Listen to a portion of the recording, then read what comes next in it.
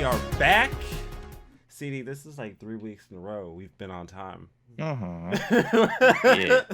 3 weeks in a row, CD, that we've been on time. We haven't been late. There hasn't been a cataclysmic incident Very good. like many times that this show under my watchful eye has gone under. You would think that me taking a more active approach for this show would have been a mistake. Turns out, it's still a mistake. It's a mistake that's worked out. That's the only difference. This isn't a matter of this mistake wasn't a mistake. It's just this mistake hasn't gone bad yet. You said it.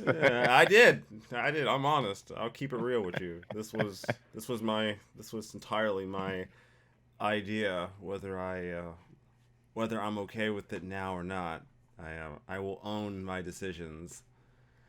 So I have been knee deep in Persona 5 as long as that's going to take me. That's been an experience. I had my first real grinding session that was semi unnecessary. Like, I didn't have to do it, but I'm like, I'm here. The video's over. I have resources. Let me spend like 3 hours. That was a mistake. That was a mistake. It worked out. Oh, really? It was a mistake, though. I shouldn't have done that. I shouldn't have spent that kind of time. Because, as with everything, it always boils down to, but one more level, guys. Just one more level. There's one more thing I can still do. And then, 4 hours later, and you're like, but like one more level, though. Right? Like, one more level? Right? Guys, one more level. It's fine. One more level. We're gonna go just one more. Just one more turn. Yeah, one more refresh of the area. I wanna get one more attempt at this anime, and I did that for like 2.5 hours, 3 hours, and oof, that was an experience. And then I went and played Ryza. I went and played Ryza for the story, and I got to a point where the story was like, yo, you better start taking battles seriously, because we're not fucking with you right now. Like, I legitimately had a moment where I'm like, can I actually win? This is really hard. This is actually challenging. Oh, no. Oh, no. And I'm gated until I get a little further in the game before I can start making myself new gear. So I have to assume I just played bad. This was me. This was 100% just I played badly. I'm the problem here. The cute and innocent mask is slowly slipping. Yeah. Like, Ryza has slowly turned, like, I'm just now past the halfway point of the game, right? As far as like recordings go.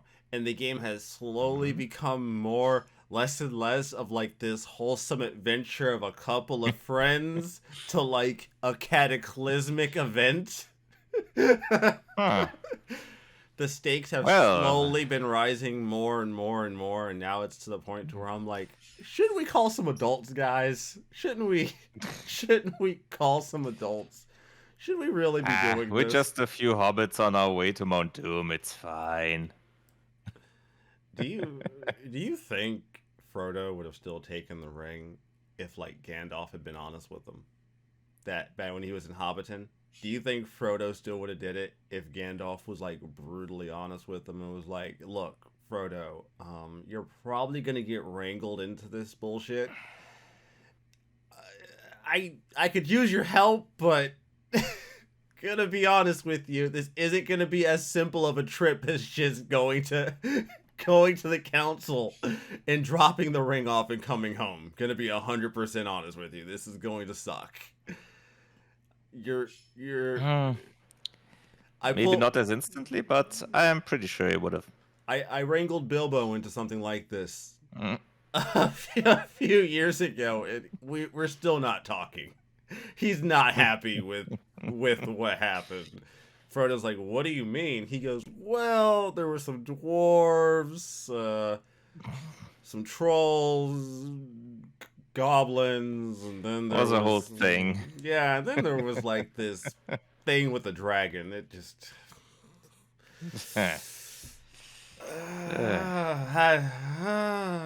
everyone got mad. I didn't show up till like the last like 10 minutes of the fight to help out. Just I was busy. I had shit going on. There was some problems. There was this necromancer. A necromancer? Yeah, a necromancer.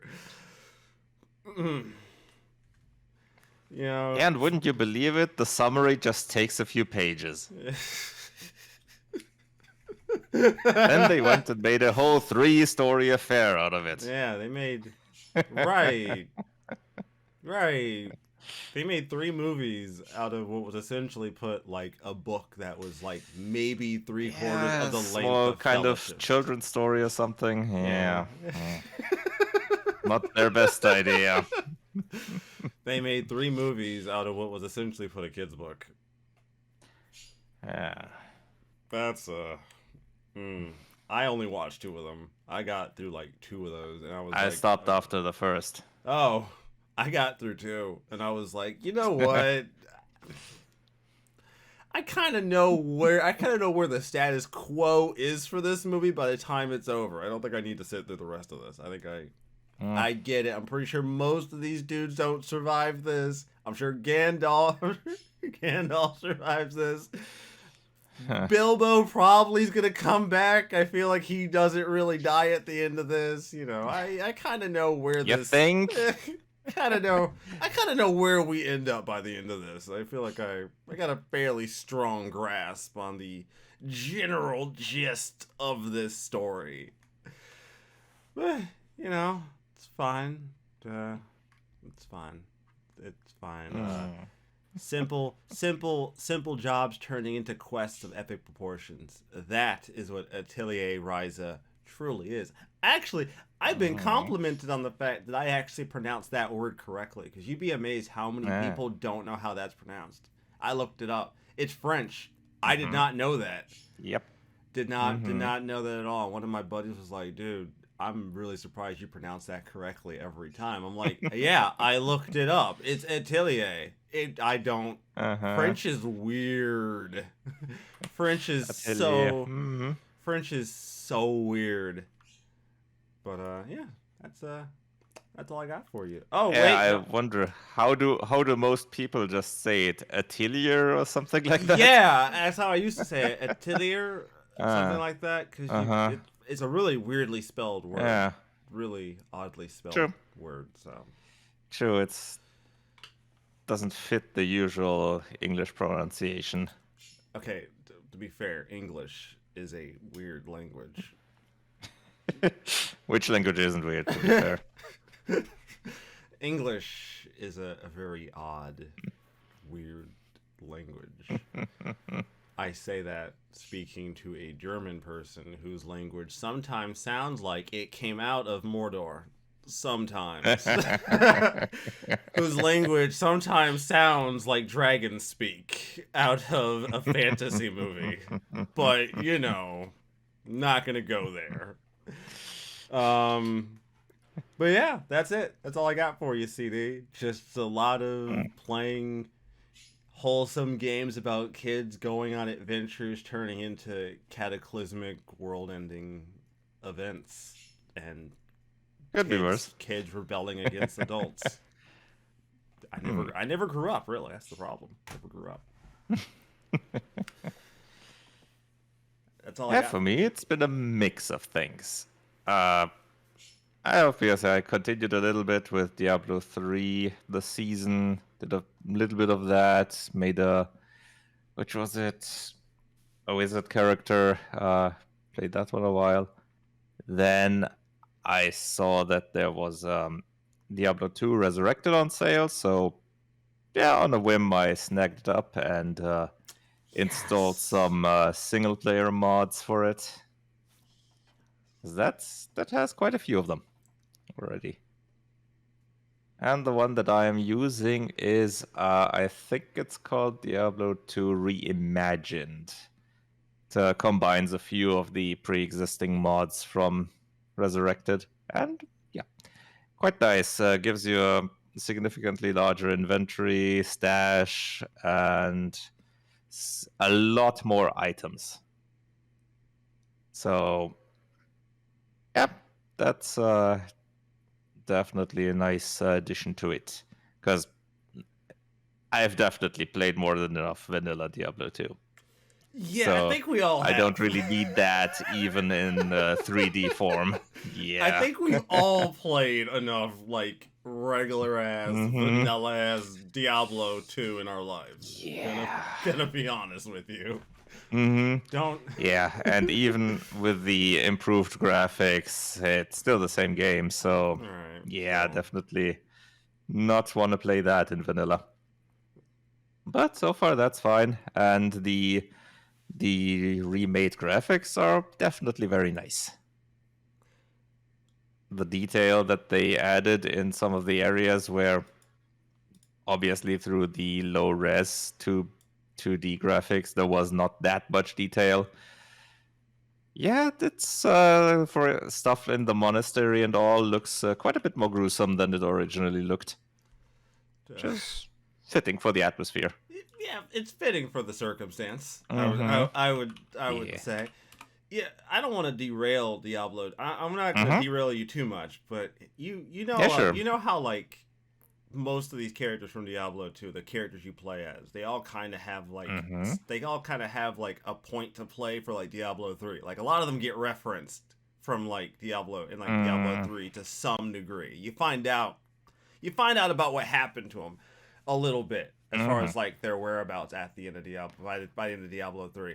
And one of the things I've always wondered, right? Because these are all very Mm-hmm. disparate, very different people, right? You got like the Mm-hmm. barbarian, you got the fucking weirdo with the knife and he keeps summoning skeletons and shit. You got the Amazon Yeah. throwing spears at people. The assassin. My thing is, you have all these weirdos and Mm-hmm. potentially depending on how you play the game you have like four of these assholes like working together, right? Which means you got to put Mm-hmm. like the barbarian, the paladin, the necromancer, and like the sorceress in the same room together working together, and I kind of wonder how that worked out sometimes, Huh. like depending on the group dynamic. Like Hmm. the paladin's like, by the holy light, and the necromancer's like, what the fuck is this man talking about, dude? He No. instantly shifts his skeletons to the side. Yeah, no, keep that light away from me. Right, right, or like the necromancer and the druid. That's a oof. Hmm. That's unfortunate. Like the the druid's like, I summon nature, and the necromancer's like, Hmm. golem. I mean, yeah, it's made out of parts of nature, I guess. It's like he's like, I am one with nature, and the necromancer's like, yes, so am I. And he's like, no, you're not. He goes, yes, look, earth golem. That's not part of your deal. That's weird though. That's not Earth nature. golem skeletons, I Yeah. mean, they're all part of nature. Yeah, aren't we all on the same Hmm. general side here? Cuz like I think the thing I like about Diablo 2, like cuz like Diablo 1, like you were from the town, right? That was the main thing about Diablo 1. Like Mm-hmm. the you come Yep. back home and like your town is Yeah. fucked. Yep. Diablo 2, you're an asshole who's heard about Tristram getting fucked up, and you show up and everyone's like, yo, you And not won't. even Tristram, that was the first act is in the Amazon tribe. Ah, You yeah, only yeah. get to Tristram later on along the way because you're told to rescue Cain. Right. I just love the fact that like Uh, you show up and everyone's like, "Yo, you won't believe what happened, man. This dude came into town, uh, killed a bunch of demons, and next thing you know, this dude's got a fucking rock stuck in his head. It's fucking crazy." yeah, and then you have the parallel story where Marius tells his tales with the guy getting his rock stuck, or who got his rock stuck in his head. Yeah. Just quite a nice thing there. The cutscenes definitely look great. with Yeah, the I saw resurrected those. version. I saw those. You know, Hmm. I did what they I like what they've done. I just wish they put that kind of effort into another remaster they had did. I'm not gonna say any names. Yeah. It rhymes with Spore Raft 3. Not gonna say any names. Yeah.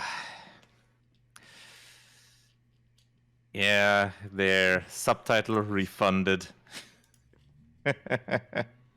You Hmm. don't have to refund me if I never spent the money. True. True. So, all right. Sorry to derail your talk about Yeah, Diablo no 2, problem. but Diablo 2 holds a very special part in my heart. Um, Yeah, what's definitely noticeable is what others have complained about is that the characters definitely have a distinctively different look I've compared to oh, the 2D version, which thankfully you don't really see much of that during gameplay, but in the character selection screen, it's definitely noticeable. it is it. I haven't. Yep, the assassin looks distinctly more Asian. The That yeah Amazon looks distinctively more masculine, I would say. yeah. She's Wonder Woman. If Uh, Wonder Woman was hitting the mm, bench way more. yeah, yeah, essentially, yeah, essentially that, but with a less, well, feminine face, or the just the Yeah, head is well, yeah, she got the cheekbone, a bit different. the I cheekbones mean, and the. obviously, there's gonna have to be some slight changes, but that's just, I don't know, not the best. And the sorceress, I don't know. It kind of looks a bit, but yeah, not that bad. Yeah. And it's just a relatively minor criticism in comparison. Huh. Could have been far worse in overall in terms of how the remaster went. And they did pretty well. So that's fine. And thankfully, there's still the option to go with offline characters and just use mods with those. Thank goodness. Did they Yeah. don't Hmm. I don't want to misspeak, but did they Hmm. just replace the original Diablo 2 on the Blizzard store for the for the Um, remastered like they did with Warcraft 3 where they just like replaced the original versions? I haven't I'm not sure. I don't think you could even buy the original in the store. that might be it. I'm not quite sure. I Let haven't me opened check. I haven't opened the Blizzard launcher in like a Mm-hmm. year and some Let me just check. change. Let me check if it is currently available. Because I don't think. I mean, you could. What I know is you could. You could take your old key and get your Did and yeah, get your a digital copy, and which get a is digital copy. what But I did actually mm-hmm. initially. I didn't know that Yeah, was a thing but for the longest time. I was like, you can do that, Blizzard. uh-huh. How cute. But no, the original. Oh yeah, you have. There is an entry there. You can still buy it for $9.99. Okay, so Blizzard, allow me to ask you a simple question. The fuck? Mm. Why? You screwed everybody over at Warcraft 3 but Diablo 2. You're like, "Wait a minute. Wait a minute. Wait, we can't touch a classic. Wait, hold on. Hold on. We're going to screw over Warcraft 3 users, but Diablo 2 users, we don't want to mess with those guys. Those guys are some next level crazy. We're just going to leave that crap right where it was." Like Probably the main reason is the esports stuff, that you still have the competitive stuff with Warcraft 3 and they didn't want to split that into two, which with Diablo 2 I don't think was that much of a concern. No, and I'm pretty sure Korean players would be very upset. Dude, like Korea Yeah, plays a potentially. lot of Blizzard games, dude. Like the original Uh-huh. StarCraft is still the competitive scene for the original StarCraft out of Korea is still fucking insane. Ah, okay. For like Interesting. like Also, I would have guessed that StarCraft 2 would be much more popular there. But if and there's still enough for the original StarCraft crowd there, nice. yeah, yeah, no, That's not bad. Korea, Hmm. Korea is like the professional scene for a lot of those games, for a lot of Blizzard games, Oh, is fucking absurd in Korea, dude. It's fucking, nice. it's an incredible thing to see, really is. Hmm. Yeah. Okay. And besides those games, I've started a bit with the new season in Path of Exile that started on Friday, the Sentinel one. Yeah, the mechanic itself is decent. It's nothing all that special. You essentially collect, well,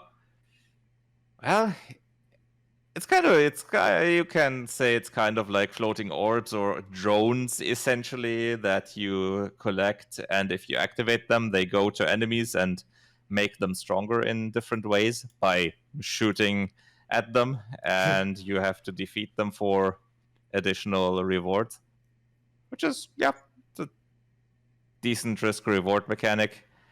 Otherwise, they haven't done any balancing changes this time around, so previous builds from the previous season work just as fine. And the main changes have been in the end game, which I probably won't even reach in the season because I usually don't play that long. You don't put that kind I'm of, you don't put that kind of Yeah, time I'm in. mainly just looking into the new seasons for a while, maybe until the halfway point or something like that, because I'm mainly waiting for the real big one, Path of Exile 2, where they revamp pretty much the whole graphics, the interface, the skill gem system, add new weapons and Ah, okay. everything. Which they've said in the announcement that they're concentrating on end game additions and changes with with these last few seasons before Path of Exile 2 comes up, so that they have more end game stuff in that, Mm. which makes sense. Yeah, yeah, that makes sense. Hmm. And besides that, I've just been trying out a few games on the deck, if they work and how well they work. Among others, the first Lords of Shadow, which Oh, okay, yeah, yeah. worked fine. Which worked fine. One lesser known title, Heroes of Steel. It's a port of a mobile RPG. Back then, it was done via Kickstarter, which that one worked fine. Although I probably won't be playing that on there because it's mainly driven with the mouse interface. They don't have a gamepad focused one there, which is fine. One that didn't work out so well was Evoland, the first one. Oh, really? For whatever reason, the resolution doesn't fit the screen. Oh, It only showed around, I don't know how much exactly it was, but around half of it in terms of width and length, that's weird because width and height. So it was just cut off to because that you had the bottom left corner. Yeah, that's a little weird because bit like weird. the Mm, resolution of the Steam Deck isn't that far off, isn't that much of a stretch from like pure 720. It's not that much of a stretch. yeah, It's like no, it's not that. It's not an especially unusual resolution because a lot of laptops back in the past have had that resolution. It's a so pretty that's I'd say it's a pretty well-known kind of resolution, and even so, you could just easily take the 721 and have the black borders on top and on bottom. So I don't know why the game doesn't recognize the resolution or what the problem really is. And I haven't had another title that had this problem yet. Huh. Interesting. Very So, interesting. yeah, there is that. But the first Evoland isn't that great of a title anyway. I mean, yeah, sure, it has a lot of references and all, but its own content is bleh. You can take it or So, leave it. yeah, essentially. Ah, okay. That's fair. So, yeah, that's been my week. You know, I don't. You know, there's certain sacred cows on this show city that I love to stomp on. You know that. There's certain things I just love to. I get to stomp on one today, and I'm excited because I only get to stomp on this when it actually pops up on the show, and I get to stomp on it again. I'm gonna Mario stomp the shit out of this one. Yeah, let me phrase this in a question. What are you talking about? All right, ladies and gentlemen, it's time for a lovely segment that I'm going to happily call Rezo Shits on Retro Gaming Speculators. So, prepare yourself, ladies and gentlemen, because I'm about to shit on you royally. Oh no, it did not pull up the browser. That is not what I wanted. Yeah, there we go. Okay, fantastic. We got the browser now. So, I want to talk about Wada Games, the game grading fucking company. I've talked about them in the past a bit. I'm going to talk about them again. I'm going to talk about them every fucking time they come up in the news, and I'm going to shit on them every fucking time. I don't care. For those of you that don't know... Hey, you're consistent. For those of you that don't know what grading games is, grading games is the act of sending a game that you own to a company. There's only currently two that actually grade games. There's only two. There's WADA and there's another one. I can't think of the name at the moment. But WADA's the more notable one because people tend to refer to them usually for grading their game. They've have a reputation, I guess. They do, but beyond just this, they've had a reputation for a while.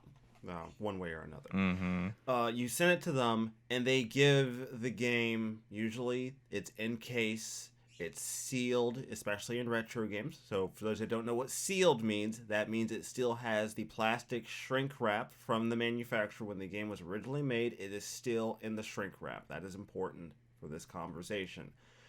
They get it, they grade it, okay?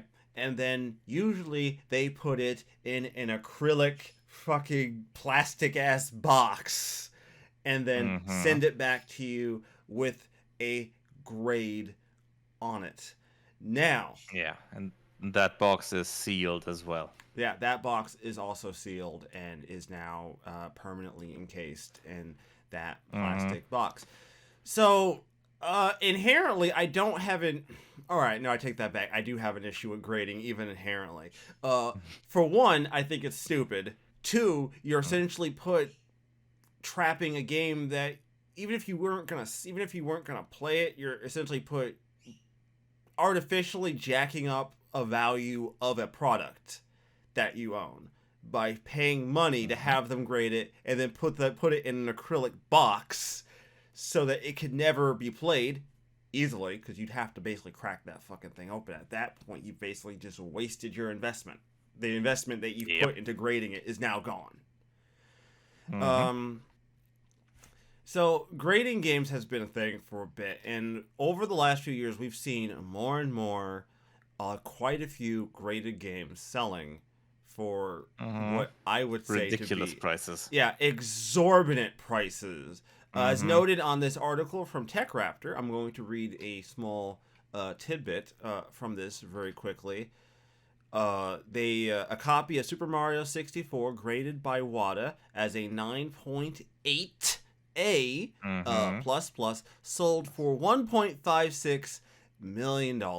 Now, yeah, I'm pretty sure we had this story. We did, and I'm still not letting it go. I refuse. Super Mario 64 selling for $1.56 million. I don't care if the game is sealed. There is no way on God's green earth you're going to convince me that this one copy was worth, let alone somebody sat there and said, you know what, I got $2 million to fucking burn. Through Heritage Auctions. For those of you that don't remember this little tidbit, Heritage Auction and WADA have kind of been colluding together to artificially, I would say, bump up the prices of these auctions that would go live to help their credibility, right? So, you know, WADA can grade these games as like a 9.8 plus super ultra combo edition, and then Heritage Auctions can auction the game and then sell the game at ridiculously high, overinflated prices, and they both look good. Heritage Auctions looks like a on the level auction place to sell your stuff, and WADA gets the credibility of saying we graded the game that just sold for almost $2 million, and boom, you have a fantastic scheme up your sleeve. So we're gonna talk about a bit of an interesting story concerning a man by the name of Jack Cribbs. Jack, a video game collector. Well, I guess we should say Jacob and Jack. Jacob and Jack, both video game collectors. One from California, one from Michigan, and another one from Iowa. All three alleged that WADA Games took far longer than listed to deliver the games that they had won on auction. In the case of Jacob Knight, the games took almost a full 2 years. You heard me, ladies and gentlemen. 2 full rotations around the goddamn sun.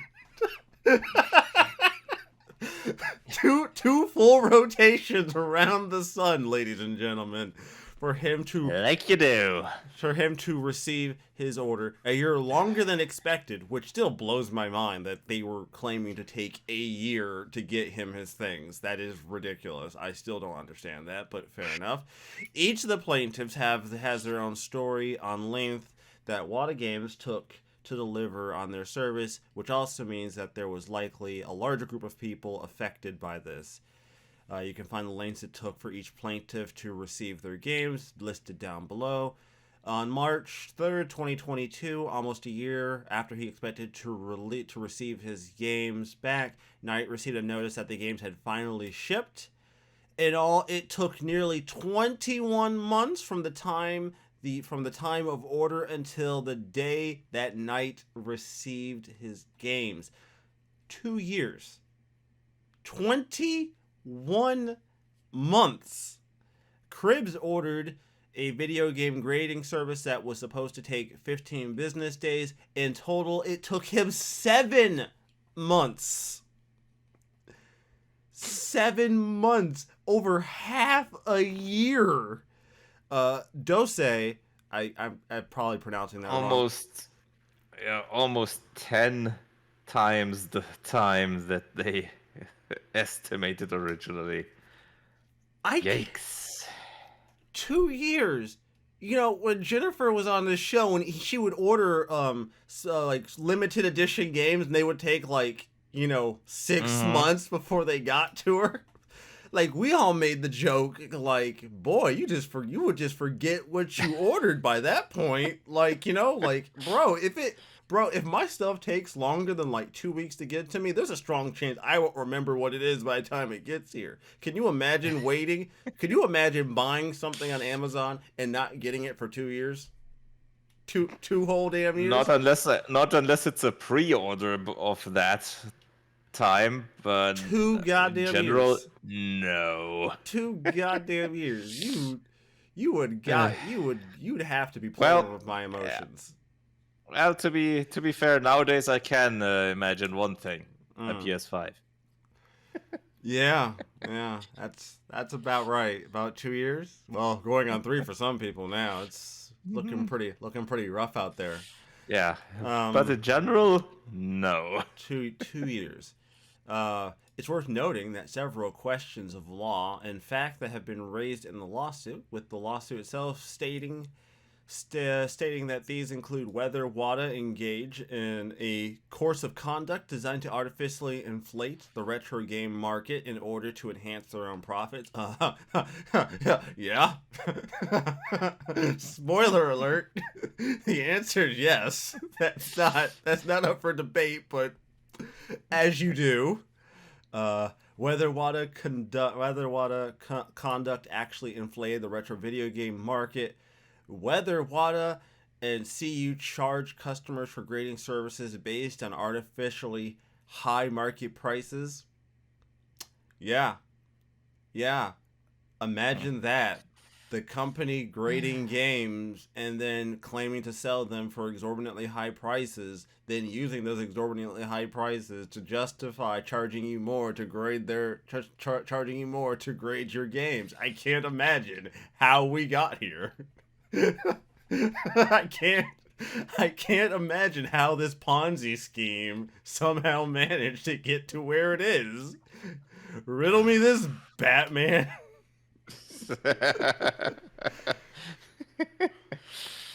And yes, I am salty about WADA being the garbage company that they are and artificially causing retro game collecting to be an absolute trash fire for the last handful of fucking years. Because understand, it isn't just like, I talk about how retro gaming collecting has been a trash fire since like 2020.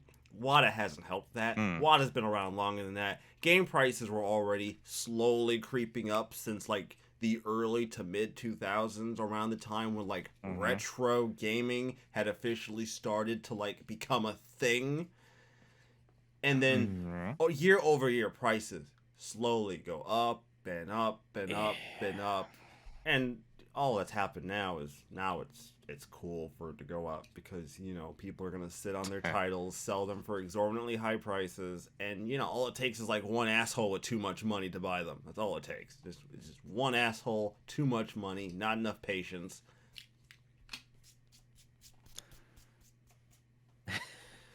All right, I'm good. I'm sorry. I take the opportunity to shit on WADA games whenever I can, and this is a fantastic opportunity for me to shit on them. Yes, I do believe they are a scam. Yes, I genuinely am not surprised that they somehow managed to take people's money and then drag their heels for almost 2 years to deliver the product that they probably paid an exorbitant amount of money for. I totally believe that. I also And I have to wonder how many games did he order to be graded if they originally estimated a year. Because I don't think it says in the article. Either they sent a bunch of games or they were backlogged on grading. Either that was really a lot of games or the backlog was extreme. Yeah, it's grading games is a scam. Yeah. And I'm never not going to say that grading games is a scam. You can't sell me otherwise. There's no way. You can't convince me. I'm unconvinced. I have not seen it. Because here's the only way that you could like. The only way that grading games works out for anybody, right, is like, okay, so you're gonna spend like $200 to send your game to them to grade, right? Cool. But that's no longer a collector's item at that point. You essentially have a fucking acrylic ass box with a game inside of it. The only reason why you do this is because you plan on reselling it and you want to make back the money. You want to make more on the game. And then you also need to upcharge a little bit more because, you just spent like $200 or some amount of money to grade the game. So this to me just comes off as anyone who grades their game is just trying to cash out. That's what they're doing. They're going to grade their game. They're going to hold on to it for a year, maybe. And then they're going to try to cash out. And then you're going to end up seeing a story on like Yahoo Auctions or fucking eBay where a copy of some random ass sealed copy of a game sells for like 50K, and then everybody's going to think that game is worth fucking gold. Mm-hmm. Yeah, there's gonna be a few special collectors that do it just for personal purposes, but those are gonna be in the absolute minority. Like maybe, but like there's not even a practicality behind this, right? Because Oh, yeah. I don't even see like the practicality behind paying someone to put your game in an acrylic box. Like, like there are cheaper ways to protect your sealed game collection if that was your goal. True. If you're not grading your game to protect the game. Let's Definitely. like let's not fucking kid ourselves here. No one's paying this money so that their sealed copy of Super Mario 64 is protected. Nah. I'm not even talking about protecting. It's just, yeah. It's a way to I don't cash know. out. It's a way to cash out. I firmly believe this is the only In the short or long run, yeah, most likely, yeah. It's a way to cash Although out. in some cases it might be more for financial stability for some people, and An investment. But again, those are gonna be the minority. Yeah. Overall. But yeah, that's my talk about wadded games and the scam therein. Thank you for coming to my TED Talk. CD will be signing autographs at the door. Feel free to talk to him if you wish. Thank you very much. As a summary, what a mess. Now I get to talk about something. Had to start at the end of the pun. I get to finally go into the other topic I wanted to talk about last week. I alluded to it. I mentioned it. We kind of got there, but we didn't get to talk about it because that wasn't about the show last week. So, yes. All right, listen up. We have been in the last couple years. We've seen gaming companies eat each other alive. Sometimes in one giant bite, and sometimes in multiple bites. And I find myself kind of wondering to myself about this, right? Because we've had the conversation on short length about like what this means for like the overall industry when companies are essentially buying each other wholesale, absorbing each other, and then having larger and larger and larger mounds of inherent IPs that they now just own. And you can make, and I've oftentimes seen, well, you can't really get that mad about it, right? Because like if you on some level support like Sony buying Bluepoint, then you would inherently support Microsoft buying ZeniMax. And my answer to that is no, that's not the same. That's nowhere near the same thing. That's two very different things to me. Because my Sony buying Bluepoint is like having a buddy of yours that works with you all the damn time, and then you just go, dude, you just work for me now. I just hired you. You're just part of my staff. Like they were only doing games for Sony anyways. That's where all their games were going. At that point, why not get bought out by the one company you fucking do business with? Why not? You might as well. Yeah. Whereas Microsoft buying like ZeniMax, that's not even like that's there's so much there.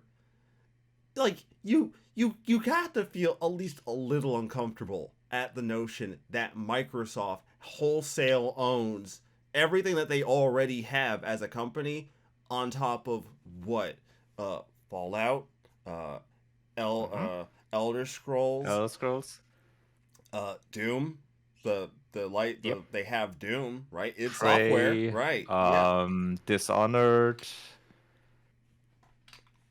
Yeah, that's quite a bit. Yeah, like that's not a small amount of property to own as Microsoft, right? Like that's a massive buyout. And for me, the more I see, the more I'm just like, we're going to be getting oddly very close to a period of time that worries me, where Sony, Microsoft, and to the least extent at the moment, Nintendo, are going to basically just own the companies that they want the properties to and that they want to make the games with. And we're not going to be seeing that many huge companies making games outside of these three conglomerates, because at this point, we're getting eerily close to that point, especially with Microsoft working on the deal to buy Activision Blizzard. That's huge. Like, at least in the AAA segment, yeah, that's very consolidated now. Yeah, that's massive. That's fucking insanity. That they now own, like, ZeniMax, and potentially, depending on whether or not Bobby Kotick somehow manages to fuck the deal up by just existing. By just being a person and drawing breath for the company. That's terrifying. Like, for me at least, that's a terrifying prospect that we're witnessing. And, you know, like, the concept of a monopoly in America, like, is a thing solely on paper, right? Like, the concept of, like, one company having too much power.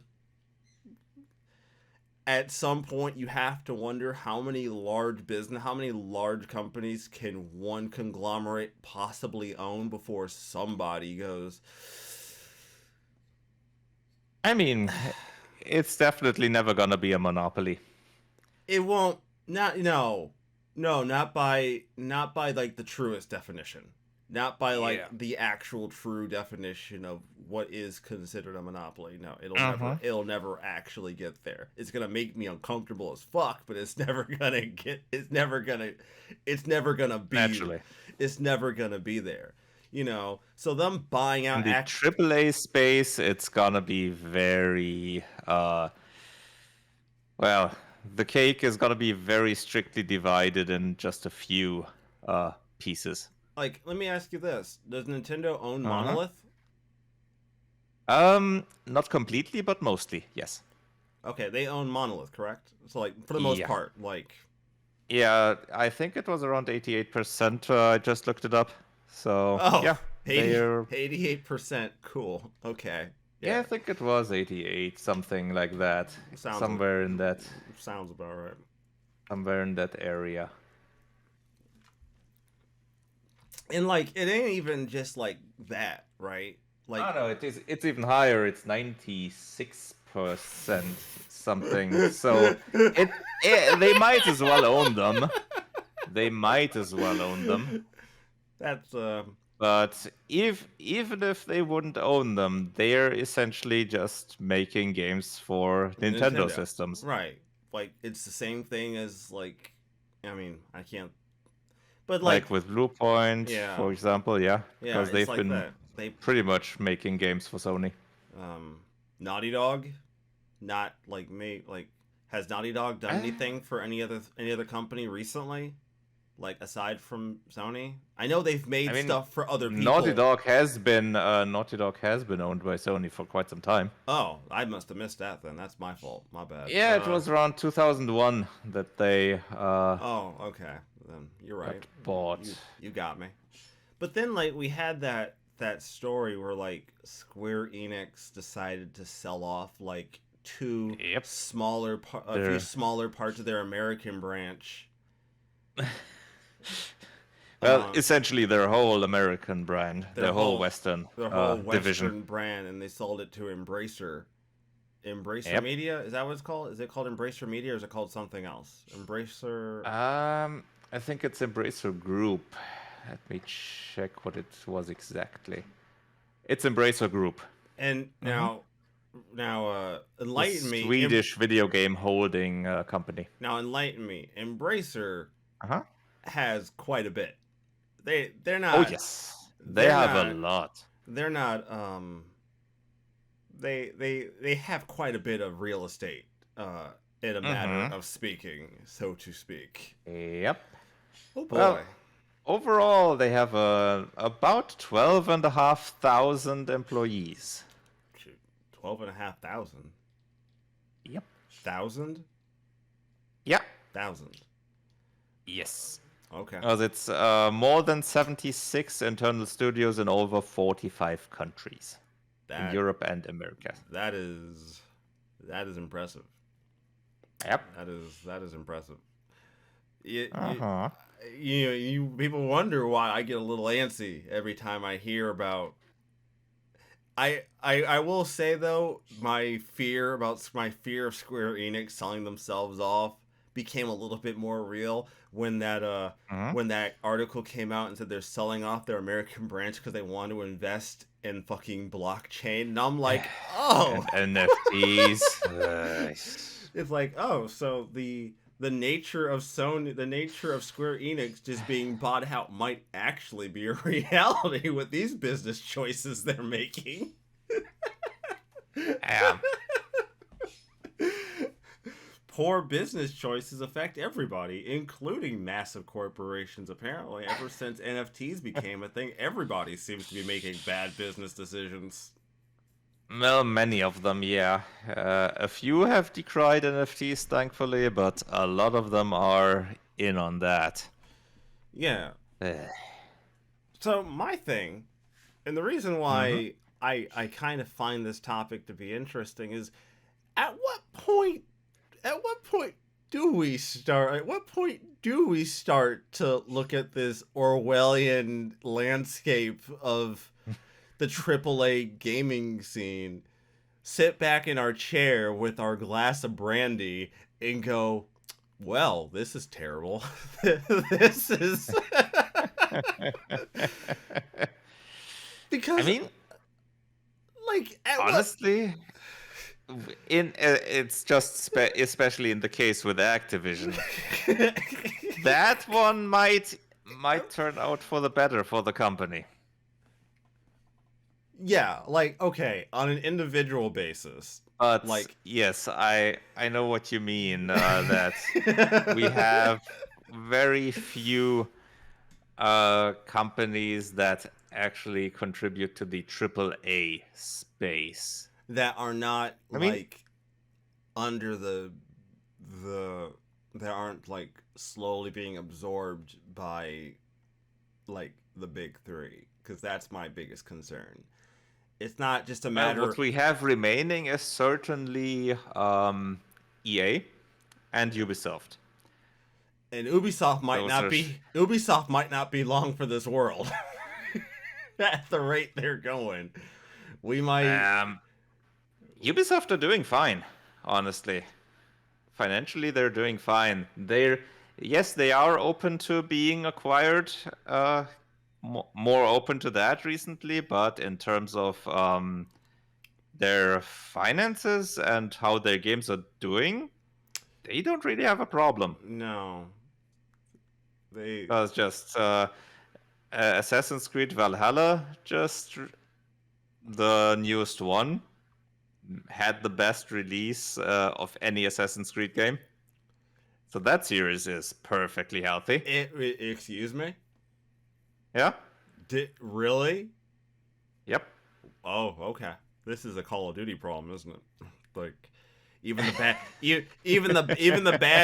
bad Call of Duties outsell the previous one every single year. It happens. So it's like, Valhalla isn't really a bad one from what I've seen. Well, okay, maybe bad is in fact a bad. And they've been continually supporting it as well.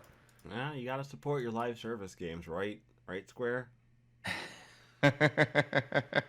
Right, Platinum? Well, they're also supporting it with additional paid story expansions. Just recently, they released the newest one there. Huh. Let me check on the sales numbers if they have any specifics. Are there any in...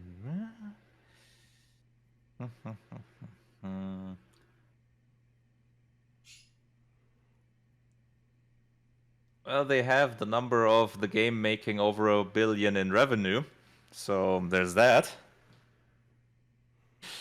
You know, this is another one of those situations where like my feelings towards Assassin's Creed instantly get stomped on when you tell me the game generates $1 billion in revenue.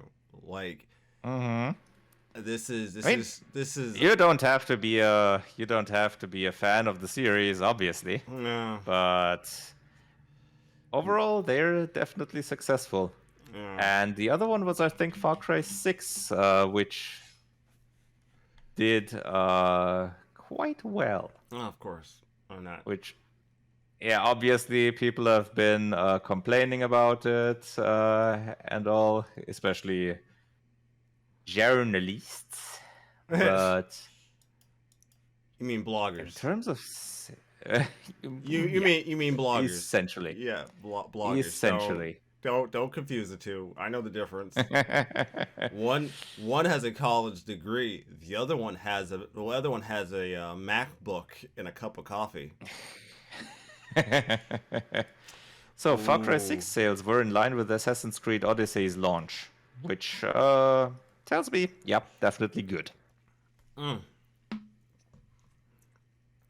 All right, fine. Then Ubisoft is probably gonna be fine. Financially, they're gonna be fine. What will happen in terms of are they gonna be bought by someone? Are they gonna merge with someone? That remains to be seen. Mm. Because they've been Vivendi had tried to take them over for multiple years, and they fought that off. And just recently, they announced that they are more open to being bought. So we'll see. It's gonna be interesting what happens. But why would you want to be bought out if you're clearly? I don't understand that logic. Like I could see like maybe having a handful of really bad launches and you need to like do something, It, so you're open to the it buyout. depends on who you get bought out by, obviously. Uh, Because if there's a strong enough buyer that can overall help you. all right. Because, for example, we've had Activision here in the topic, and yeah, Blizzard originally wasn't with Activision. Right. They only got together once Activision merged with Vivendi back in the days. And in terms of company strength, I think they've been stronger after that. Obviously, Blizzard itself has been very successful, even so, but the merger financially, I'd say, helped both companies overall. Oh, well. Especially, I mean, back then, Activision wasn't doing so well. That's a good point. That was the time when Bobby Kotick took over and worked on getting them back up. And well, in that regard, he was definitely successful. Yeah. For all his other failings.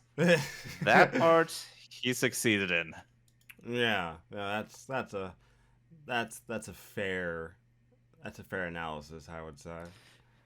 Kind All of a things. monkey paws kind of thing.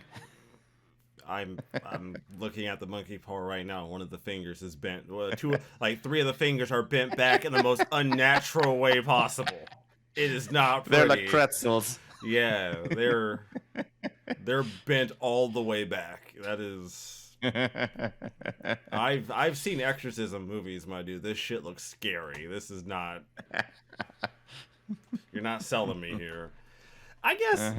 I mean, maybe it might not be. Maybe my perspective of this gloom and doom scenario, this Orwellian corporate takeover of the AAA space, might be a little bit preemptive.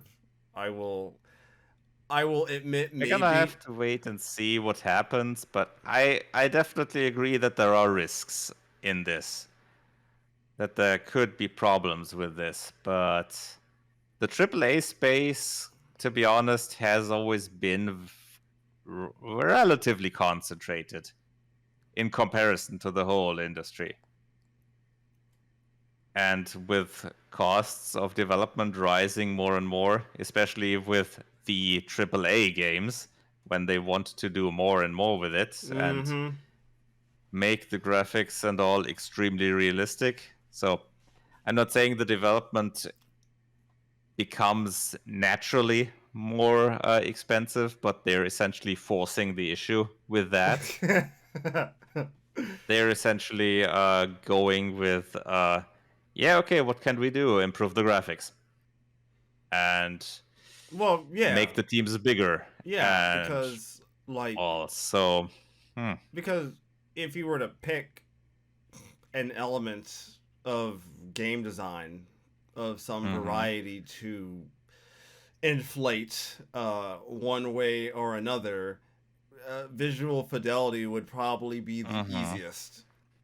I'd imagine it would be the least imaginative thing that you'd have to do, right? Like, yeah, and I mean, AAA has always been known for its brilliant imagination.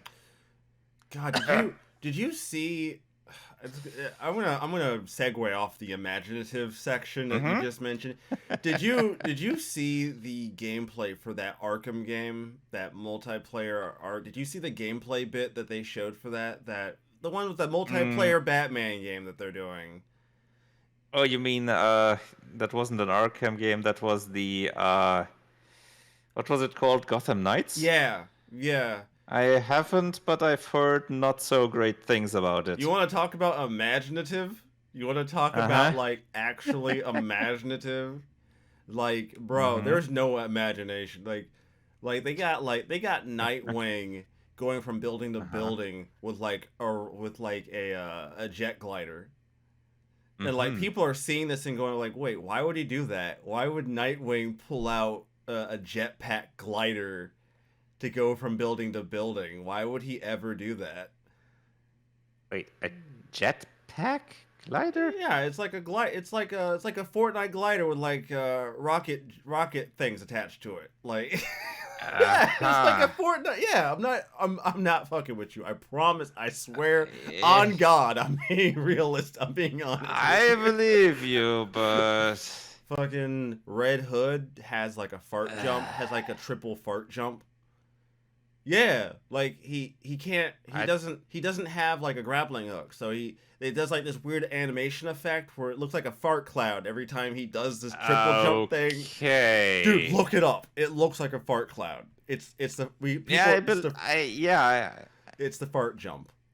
I believe you, and I can almost imagine what it looks like. And then like they showed like their wonderful showing of like the gameplay is basically copy cut from like every live service game ever, where it's like you have to protect the box while a meter slowly starts to as the timer gauge slowly starts to fill up, and you have to protect the point from random droves of bad guys over and over and over again.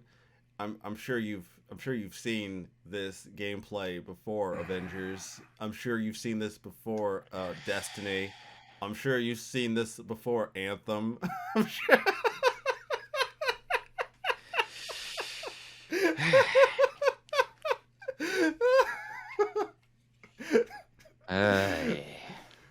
You want like imaginative? Yeah, that's imaginative, right? Let's take the Batman franchise and what kills me is they show this and then they follow it up with there'll be no microtransactions. There'll be there'll be none of this. But bro, this gameplay looks exactly like Avengers.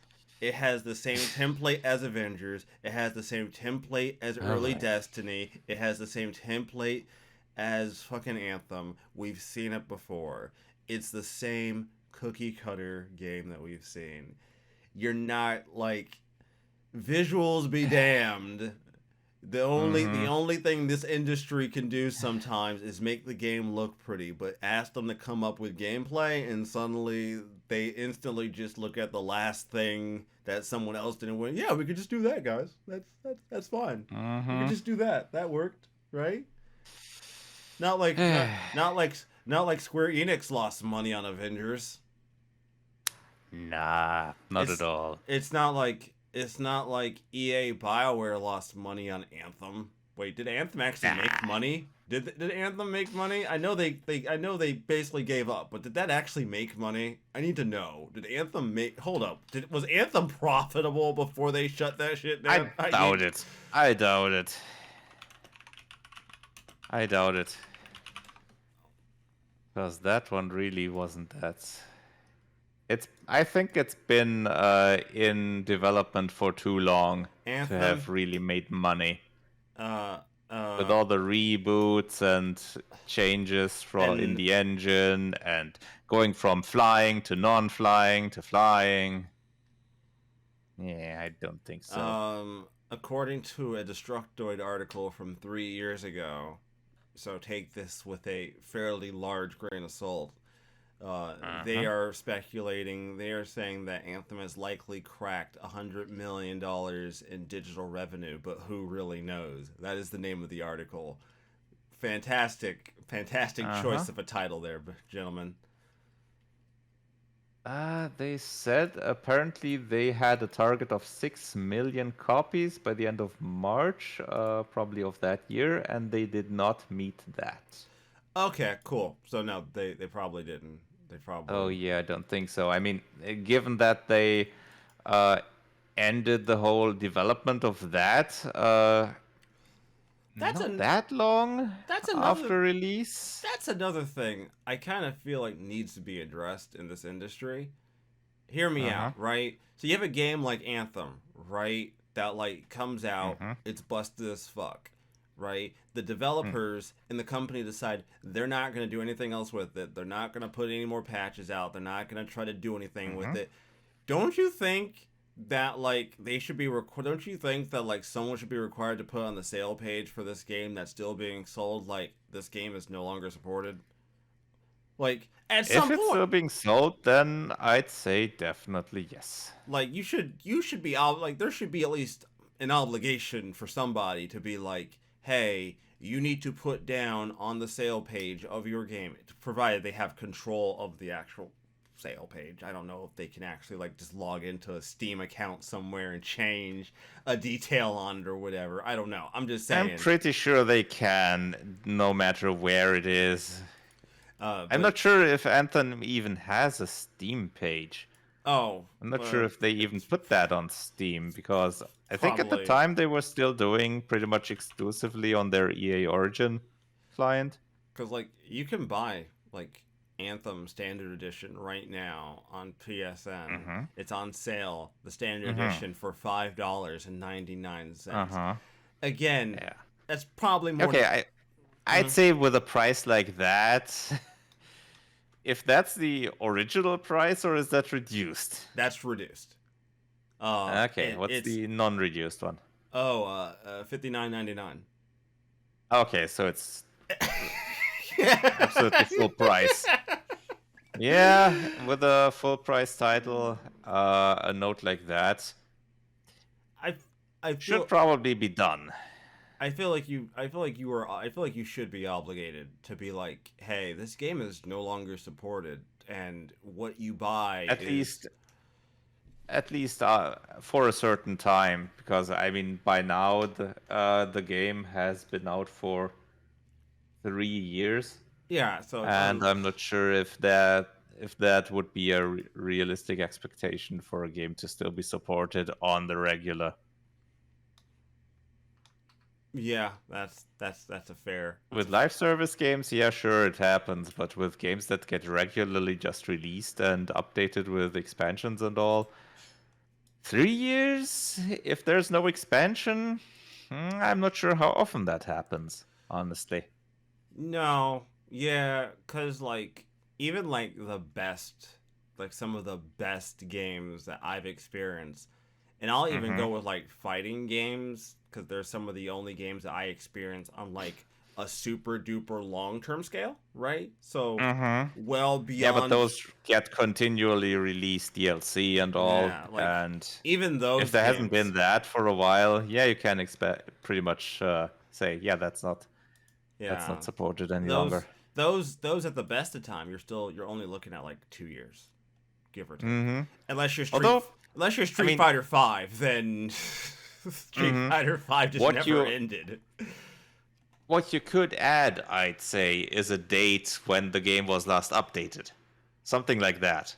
Yeah, that would probably be Something better. like last update, last DLC, last expansion released, stuff like that on the main page. If you have a store, then something like that, I think, would be pretty good information for games that have been out for just a few years. Yeah, because like they already To have see down if they've been long-term supported or if they've been abandoned after half a year, for example. right, because like almost every game has a release date for the game, like Mm-hmm. when the game released. Yep. So I don't see why. I Mm-hmm. don't see how it could be that difficult to do that. Where that Mm-hmm. might get troublesome is like what a developer would consider an update. Because a developer might just be like, "Oh, we released Mm-hmm. a hot fix for our game after like 2 years. We're just gonna call that an update to Yeah, in our terms game." of that, you could differentiate between content update and bug fix, stuff like that. Yeah, but yeah, so I'm just saying, when it comes Mm-hmm. down to certain games that like do Yeah. very badly and then just get left, but they still get to stay up Mm-hmm. on the store page and sold at almost full fucking price. Yep.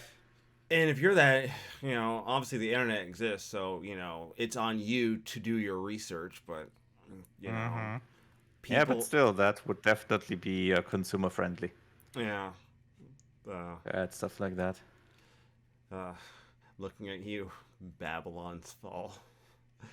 What All seven, was it? One concurrent player? all, all fucking six of you, y'all, yo, Oh boy. y'all some hardcore. Oh, y'all some hardcore motherfuckers. If y'all still sticking with, bro, can you imagine? No, listen. Before we end the show, CD, hold on, hear me Mm-hmm. out. Can you imagine finding out through one way or another that you were the only person playing that game? Think about this. Think about this. You jumped on Babylon's Fall to play it. Uh-huh. You played for like a couple of hours doing, I don't know, playing with bots or some shit. You thought maybe the servers were fucked up. And you jump on YouTube and you Mm-hmm. find out that the day you was playing, at that exact time you was playing, dog, you was the only guy. You were it. There was nobody else online. Nobody. Game had a total user base of 1, my dude. That is you. The world ended with you, CD. And I got to reference one of my favorite video games. Fantastic. I would love to see it. I would love to be that one guy. It like here's the Yeah, like the game unlocking a fake trophy. Like, bing! that would be great. You are our only customer right now. That would be, Thank you. That would be great if like they just created a trophy just for this one dude. It could be called the last man standing. Mm. You were the only guy playing the game at one point, and it was just you. You're the last man standing. Have it be an exclusive trophy for just this one guy. Mm-hmm. He's the only one who will probably ever have it, and then that's it. There aren't many companies where I could imagine them doing something like that. But just being The honest, Stanley Parable developer being one of them.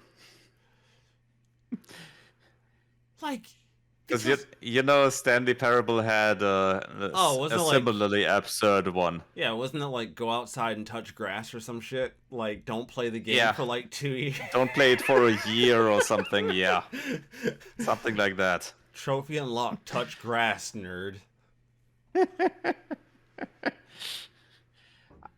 I don't remember the name of the trophy, but it was not playing the game for a long time.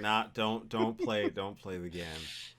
I think what's like galling, honestly, about the state of things sometimes is that like you can make you can have a AAA stinker like Babylon's Fall, and like